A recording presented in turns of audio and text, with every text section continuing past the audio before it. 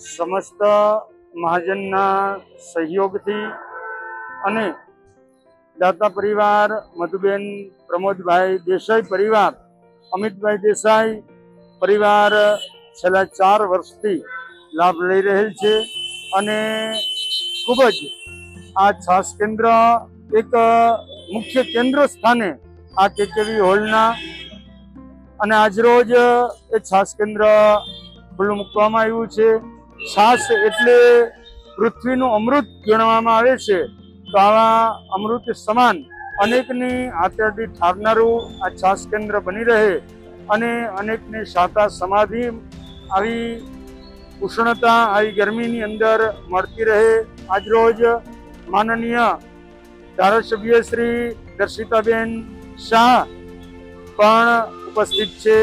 Royal park સંઘના ઉપપ્રમુખ શ્રી બિપિનભાઈ પારેખ તેમજ કેતનભાઈ દેસાઈ અને એમની સમગ્ર ટીમ ખડે પગે આ 4 વર્ષથી સેવા કરી રહેલ છે, જેની અમે ખૂબ ખૂબ પૂરી અનુમોદના કરીએ છીએ અને સમાજ આવા જ અનેક કેન્દ્રો ખોલી અને અનેક આત્માઓને સાતા સમાધિ અપાવે એવી શુભભાવના.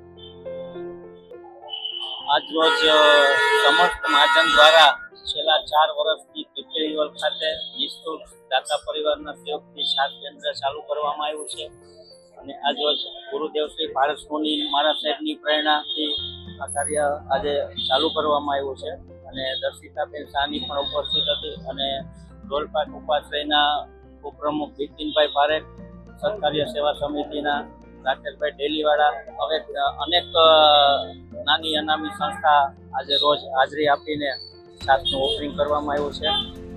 ખાસ ત્યારે છાસનું આયોજન કરવામાં આવ્યું એને લઈને લોકો અત્યારે સંખ્યામાં આ જોબ લાગે.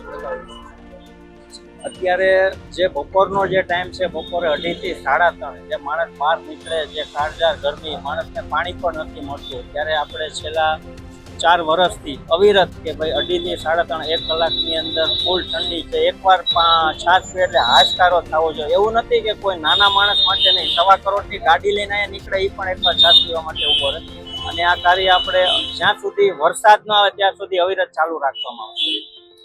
દાતા પરિવારનો ખાસ સહયોગ છે અને આ કોઈ પણ વસ્તુ હોય દાતા પરિવારના સહયોગ વગર નથી થતું. દાતા પરિવારનો ખૂબ ખૂબ હું આભાર માનું છું કે છેલ્લા 4 વર્ષથી વન શો એક જ દાતા છે કે એનો અમને ખૂબ સારો સપોર્ટ છે. મારું નામ કેતન સંઘવી, રાજકોટ જીવદયા.